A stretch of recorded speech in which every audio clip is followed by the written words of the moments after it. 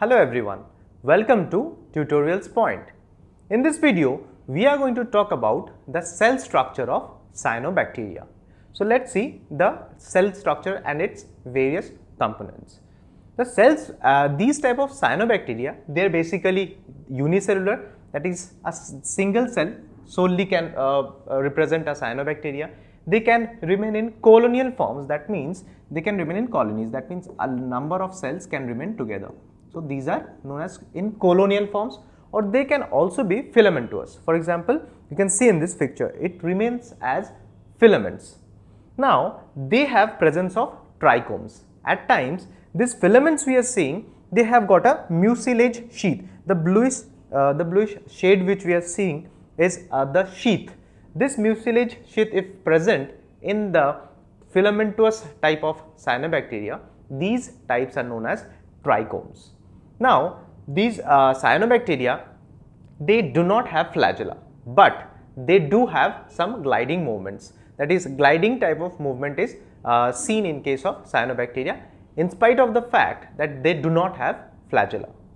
They are much larger and much elaborate than normal bacteria.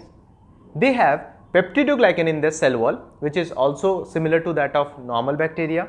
Their DNA is naked, which means it is not covered with histone proteins, unlike which we usually know is present in case of eukaryotes. So in bacteria also and in cyanobacteria also, the DNA is naked, that is, they do not have associated histone proteins.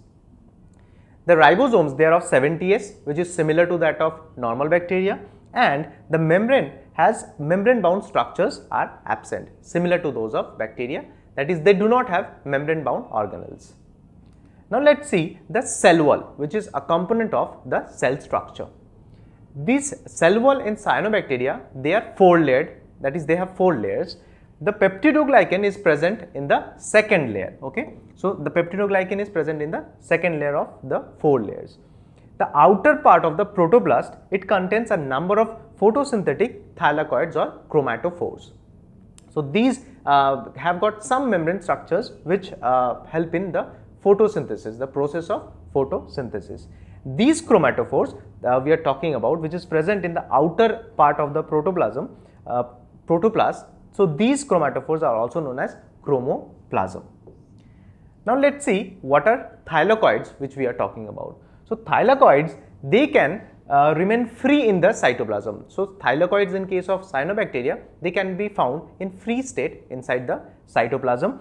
The membranes, they may contain chlorophyll A, they can contain carotenoids and xanthophylls. So these three types of pigments may be found in case of cyanobacteria, but chlorophyll B is absent. Phycobilisomes. Now what are phycobilisomes? They are small granules that are attached to the thylakoid membranes. So these granules which are attached to the thylakoid membranes, these are known as phycobilisomes, and it is present in case of cyanobacteria. So in this video, we have talked about the cell structure of the cyanobacteria. We have talked about the cell wall, it's one of the components of the cell structure, and also we have talked about thylakoids. I hope you have understood and liked this video. Thank you.